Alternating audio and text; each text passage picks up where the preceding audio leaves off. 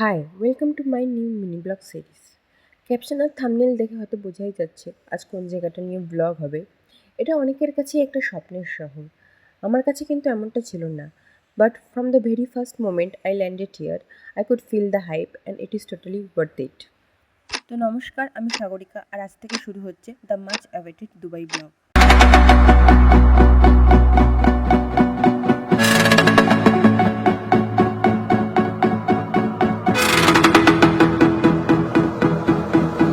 Habibi, come to Dubai. From Jello. Baby, I'm all about headlights. Blinded by late lights. Running in headlights. Light me up, headlights. Baby, I'm all about headlights.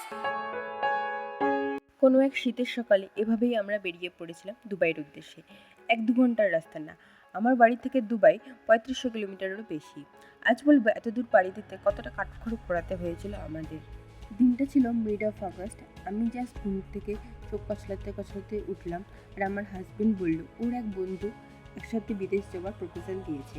আমি তো শুনেই তো, বিদেশ এই মুহূর্তে, এমন নয় যে এর আগে আমরা বাইরে যাইনি, বাট এই মুহূর্তে বিদেশ, মানে তো পাসপোর্টই নেই। আরে পাসপোর্ট বানাতে হলে আগে তো আধারটা করাতে হবে, এখানে তো সেটাও করা হয়নি। তো আধারের অ্যাপয়েন্টমেন্টটা করে নিলাম।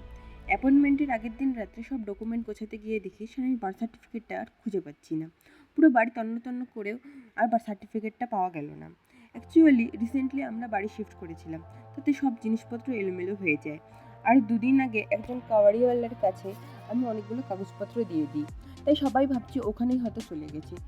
শেষ পর্যন্ত নেক্সট ডে যখন আমরা বার্থ সার্টিফিকেটের ফটোকপি নিয়ে আধার সেবা কেন্দ্রে পৌঁছাই, তো যখন সেখানে বললো ফটোকপি দিয়ে কাজ হবে না, অরিজিনালটাই চাই। তাই শেষ পর্যন্ত সেদিন আর আমাদের আধারটা করা হলো না।